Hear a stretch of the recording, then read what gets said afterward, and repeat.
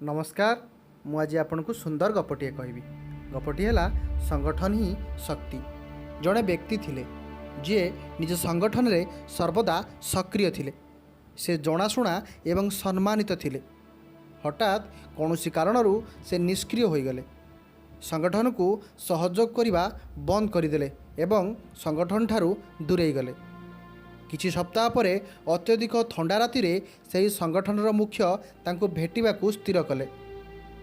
प्रधान व्यक्ति जनक घर को जाई देखिले जे से व्यक्ति घरे एकुटिया अछंती। जलुथिबा काठर निया सामना रे आराम रे निया सेकुछंती।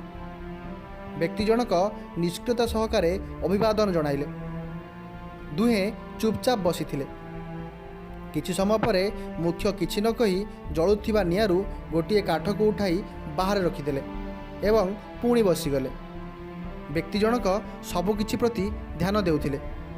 दीर्घ समय धरी एकुटिया थिबारू व्यक्ति जनक मुख्य को सामने रे पाई मने मने खुशी अनुभव करुथिले जे से आज तांको संगठनर मुख्य तांको सह अछंती।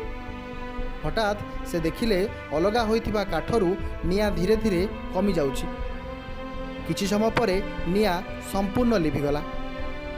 धीरे धीरे एथिरे कौनसी उताप मध्य रहिला नाही। किछि समय पूर्वरु जेउ काठरे उज्जवल आलोक एवं नियार उताप थिला ताहा केवल कला एवं मृतखंड पालटिगला। एही समय रे उभय सांग परस्पर को अति संक्षेपरे अभिवादन कले। अत्यंत संक्षेपरे वाक्य विनिमय कले। जीवा पूर्वरु मुख्य परित्यक्त काठटी को उठाई पुनश्च निया मध्य रखिले। से काठटी पुणी ज्वलंत होई जलिबा आरंभ कला एवं चारिआडे आलोक एवं उताप विस्तार करने को लगिला।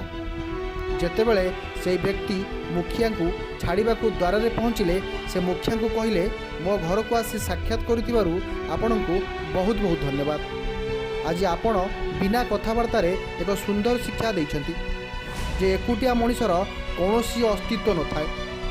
संगठनर सहयोगी हेले ही तार उज्ज्वलता दक्षता प्रसारित होता। अन्यथा से ही परित्यक्त काठखंड परी प्रभावहीन और अलोड़ा हो जाए। बंधुगण, आमर परिचय और बल उभय ही संगठन। तेणु संगठन आम पाई सर्वोपरि हेबा उचित। संगठन प्रति आमर विश्वसता एवं उत्सर्गीकृतता कौनसी व्यक्ति प्रति नुहे या विचारधारा प्रति हेबा उचित। तेणु आप जोठारे थांतु प्रत्येक क्षेत्र में संगठित हो रुहंतु।